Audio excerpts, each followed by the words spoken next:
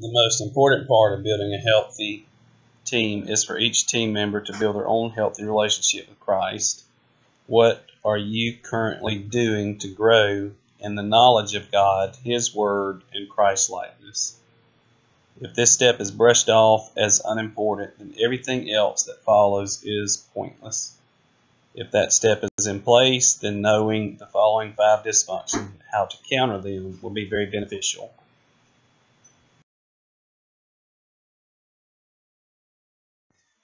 The first dysfunction is a lack of trust, but not the kind you may initially envision. In the context of a team, trust is being confident that peer intentions are good and that there is no reason to be protective or feel guarded around one another. To be healthy, team members should be comfortable being vulnerable. The root cause of absence of trust is not being able to show their weaknesses. To quote Lencioni, he says, "Teamwork begins by building trust. The only way to do that is to overcome our need for invulnerability." End quote.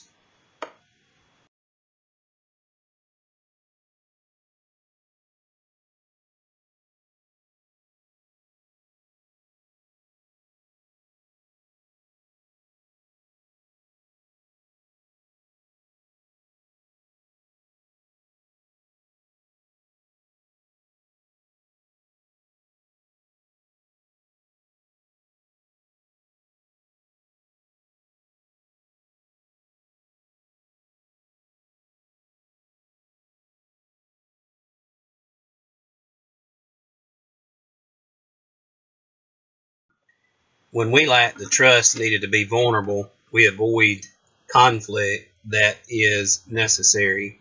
Instead, we often replace it with an artificial sense of harmony.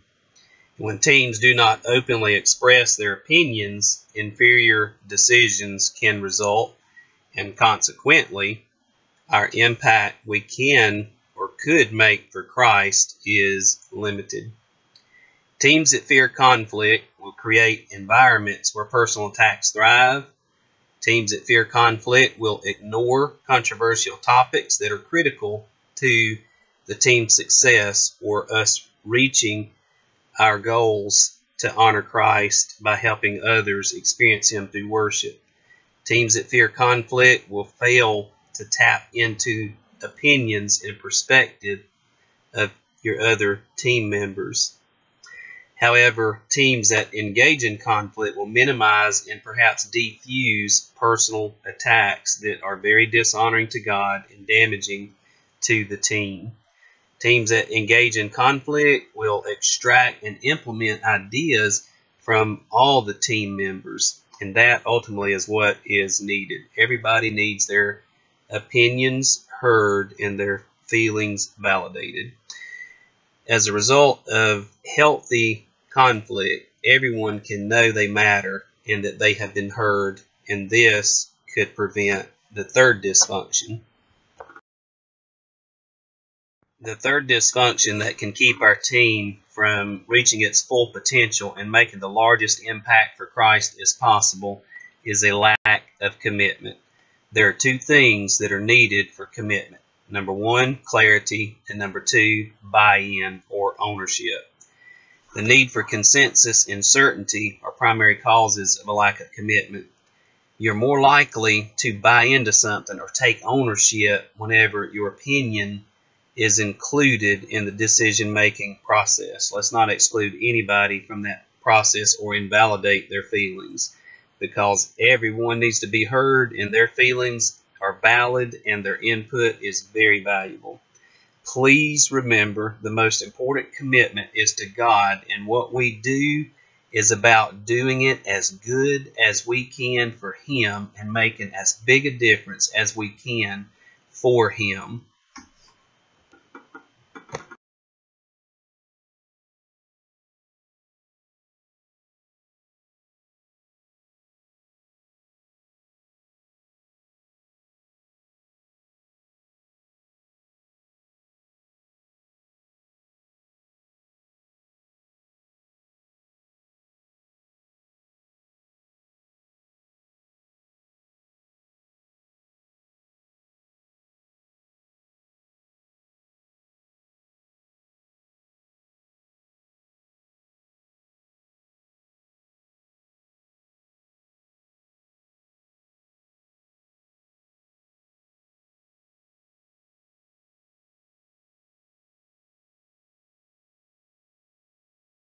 The next dysfunction that has a potential to keep our team from becoming all we can for Christ and making as large a difference for God as we can is the avoidance of accountability.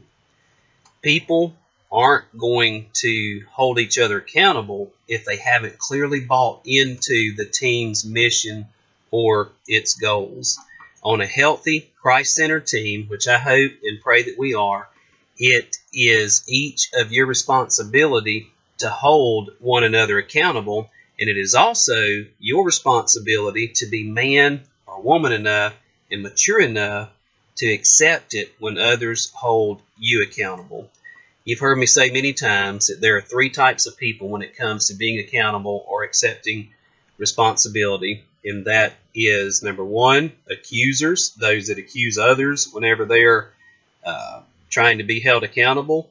Number two, you have excusers, the ones that continually make excuses. And then number three, you have those who take responsibility. Which one of those are you? Change it up a little bit. Keep this in mind. People who are close to one another will sometimes hesitate to hold one another accountable. But being accountable shows a respect for high standards, and it also is keeping with one of Lasting Impact's core values, which is excellence. And excellence is simply doing the best you can with what you have.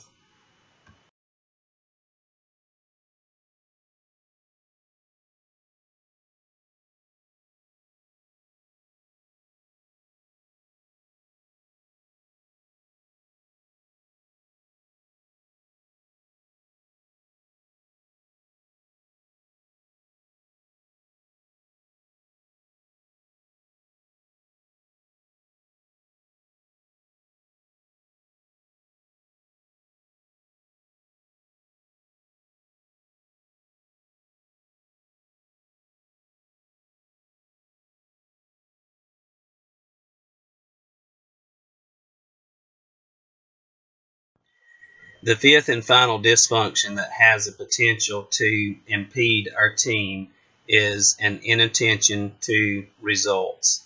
The ultimate dysfunction of any team is a tendency to care about something other than the collective goals. Honoring God by helping others encounter Him through worship is the ultimate goal of this praise team. Consider this: a team that is not focused on results stagnates or fails to grow. It loses achievers, and that team is easily distracted. But on the flip side, a team that is focused on collective results and wants to honor God and reach people and see our mission fulfilled has a higher probability to reach goals. That team that is focused on those results can enjoy success and suffer failures acutely. It can retain achievers and minimize the individualistic behavior that often holds us back.